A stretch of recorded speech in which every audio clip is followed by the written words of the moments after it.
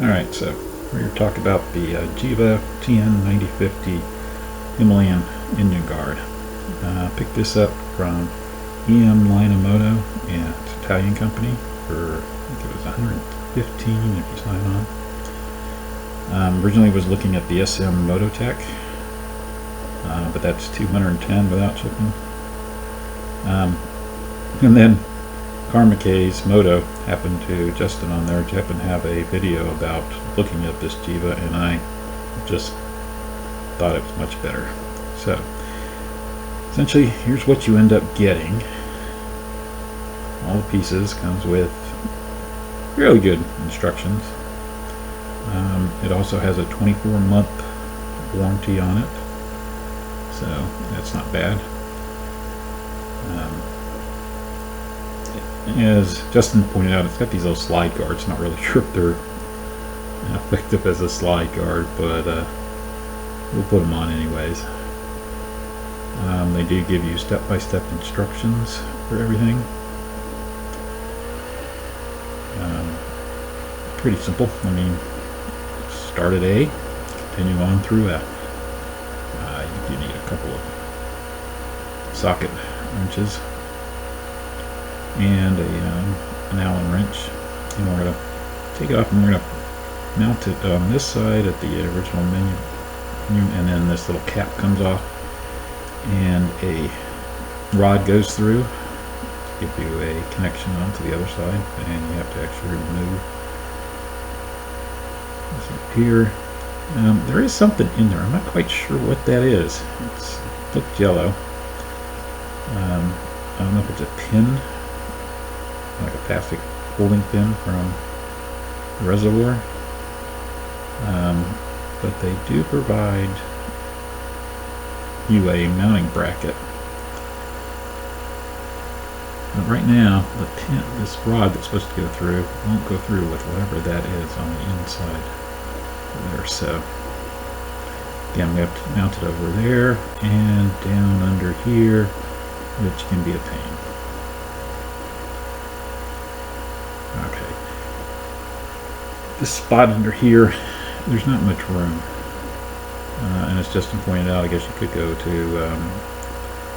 store and buy one, a smaller one. On the other side, you've got the rod on there, and on the other side of the engine mount, and there's your line Royal hose. Just meant you could drop these forward, but I think I can actually move it to pull mine out. Again, we'll see. It is kind of tight right there. And the last mounting spot is the same thing as on the other side. Alright.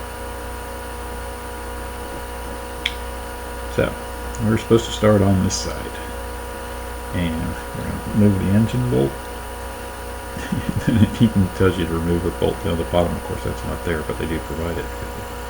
And then over on the other side. And again, you just got step by step.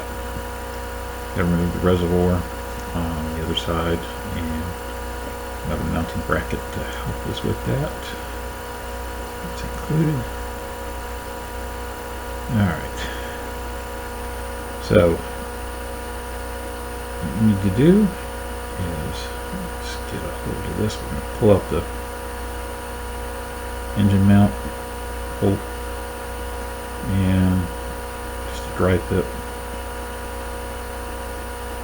Show you where it's going to line out.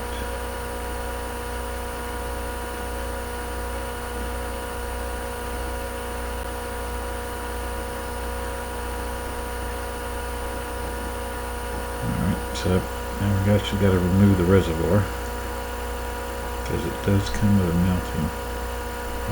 One thing I noticed on this was this bolt wasn't that tight down on there. And it came out real easy.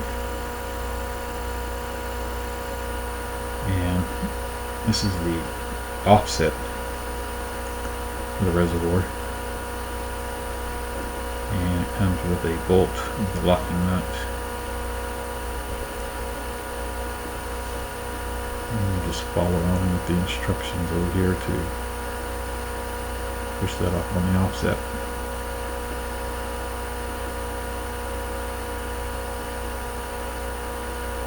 Yeah, it's a tight fit. The hoses are clamped down, but yeah, bolts in the hose from the back end, it's easy enough to move it, so mounts very simple. Although, taking that off, of course, now I find out that that actually wasn't like a set pin for the reservoir. I don't know what that is. It possibly is from a weld hole up on top, although you can't tell from up on top where that is. But I ended up having to file that down, and now the rod fits in. Alright, so on this side, got the same thing just like the other one. You've got a washer that goes on the inside that goes into that rod, that connecting rod. So it goes up against the frame, and then the engine guard on the outside of that with the bolt that they supply.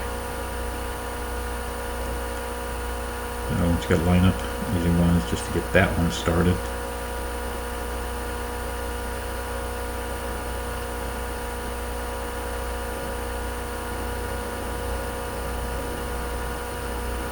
Of course, I also had to put a piece of tape on the other side to keep it the rod from pushing out on the other side.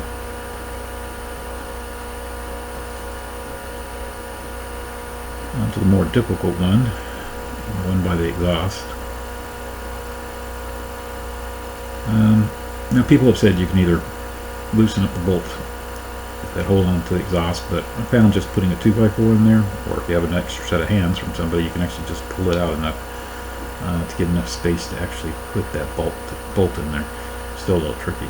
Now, back onto the other side. Now we have the bolt. And the bolt out, you can actually put this one in. Same thing, starting on this side, you're going to end up putting into the connecting rod. It just went through the frame. And now we can put the engine mount bolt back through. Tighten that up. Got to just tighten down everything. And put back on the little slide guards. I'm actually putting the Givi on the outside. I liked it. And here's the finished look. Personally, I think this is probably one of the better engine guards that I've seen. I really do like how it looks.